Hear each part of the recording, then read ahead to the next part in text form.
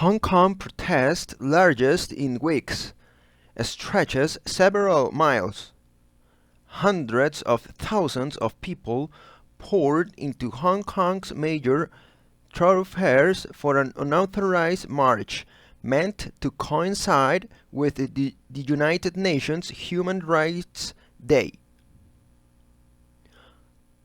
Hundreds of thousands of protesters, basking in a recent election victory by Hong Kong's pro-democracy camp, poured into the city's streets on Sunday in one of the largest marches in weeks to pressure the government to meet demands for greater civil liberties. The huge turnout was a reminder to China's leader Xi Jinping that the months-long campaign against his authoritarian policies still had broad support in Hong Kong despite a weakening economy and increasingly violent clashes between protesters and the police.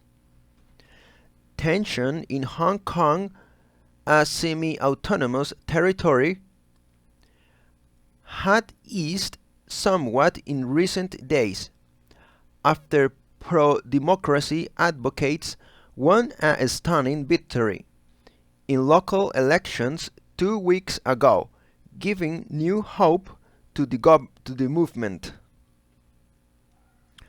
On Sunday, demonstrators returned in force, packing city streets to denounce Mr. Xi's government, rail against police brutality, and reiterate demands for greater civil liberties, including universal suffrage.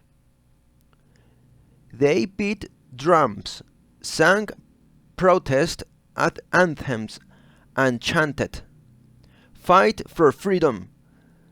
Though the march was largely peaceful, some demonstrators vandalized shops and restaurants and lit a fire outside the High Court.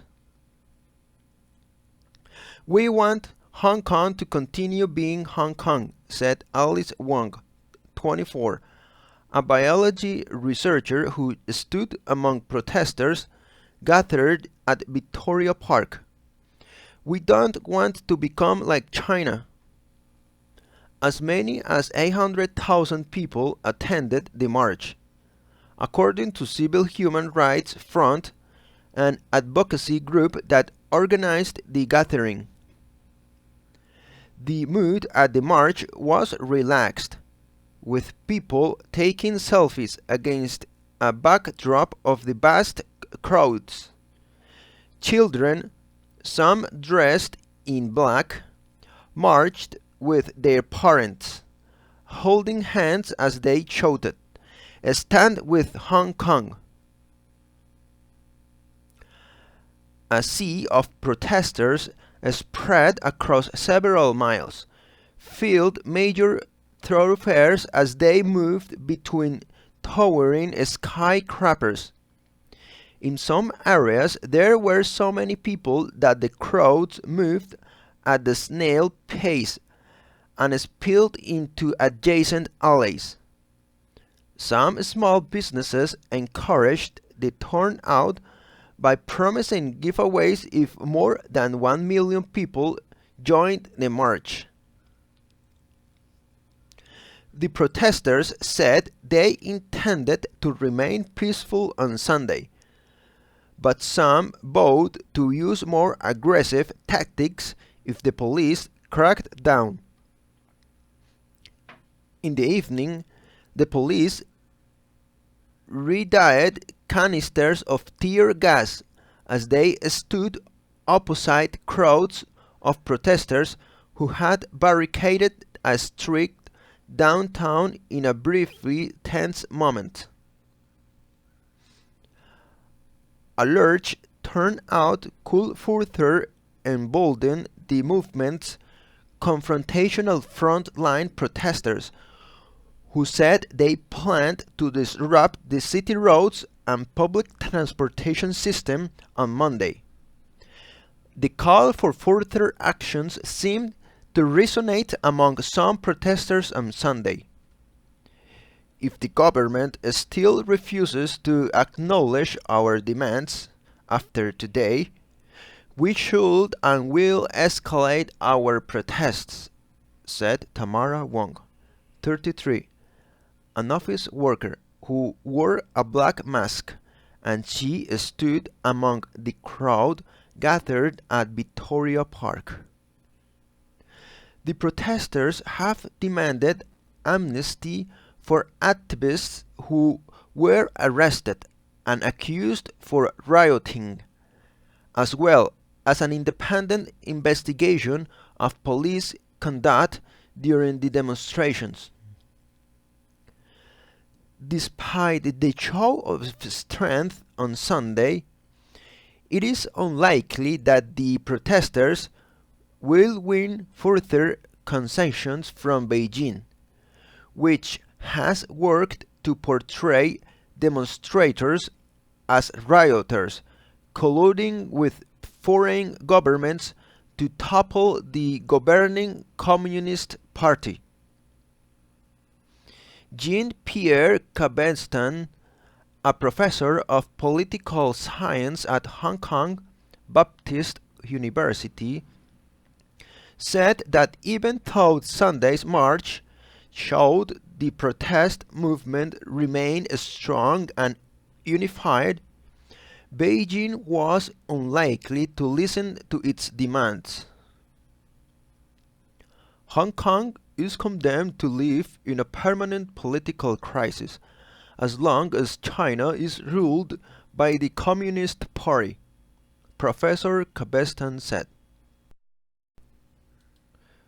Mr. Xi, who has cultivated an image as a hard-line leader, has demanded unswerving efforts to stop and punish violent activities. In Hong Kong, he has publicly endorsed the city's beleaguered leader, Carrie Lam, to bring an end to the unrest. Chinese officials have suggested that the United States is responsible for helping to fuel unrest in Hong Kong, pointing to statements by American officials in support of the protests. Last month, President Trump signed thought legislation that authorizes sanctions on Chinese and Hong Kong's officials responsible for rights abuses in Hong Kong. The move was welcomed by many protesters but also seen as exacerbating tensions between the two countries. In a possible sign of increased scrutiny of American citizens working in Hong Kong, two leaders of the American Chamber of Commerce in Hong Kong said on Saturday that they had been denied entry to Macau, a semi-autonomous Chinese city. Mr. Xi is expected to visit Macau this month to mark the 20th anniversary of the former Portuguese colony return to China.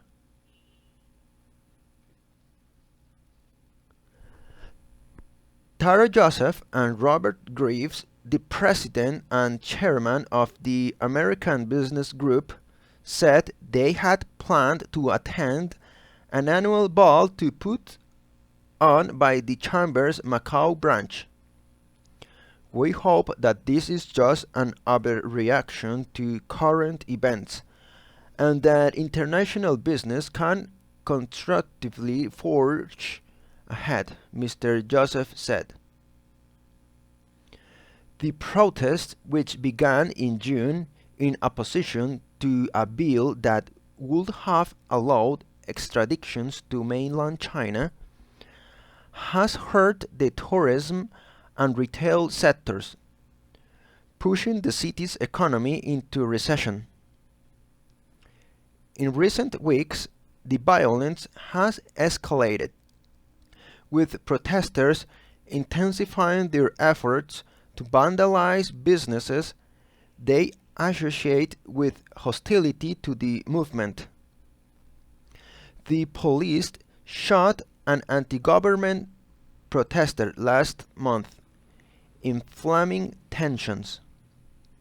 Then, in some of the worst violence, universities became battlefields, with black-clad students hurling gasoline bombs, throwing bricks and aiming arrows at the riot police, who shot rubber bullets and fired tear gas in return. Many demonstrators acknowledge that a compromise with the government is unlikely, despite recent victories. Mrs. Lam, the city's leader, who is under pressure from Beijing to restore order without weakening the government's position, has brushed aside their demands and has warned that the mayhem could take Hong Kong to the road of ruin. Government officials have cast the demonstrations as primarily centered on economic issues, arguing that vast inequality in Hong Kong has exacerbated anger among the city's youth. They rolled out emergency measures recently to counter the effects of the turmoil of the economy, including providing electricity subsidies to businesses and expanding job training for young people.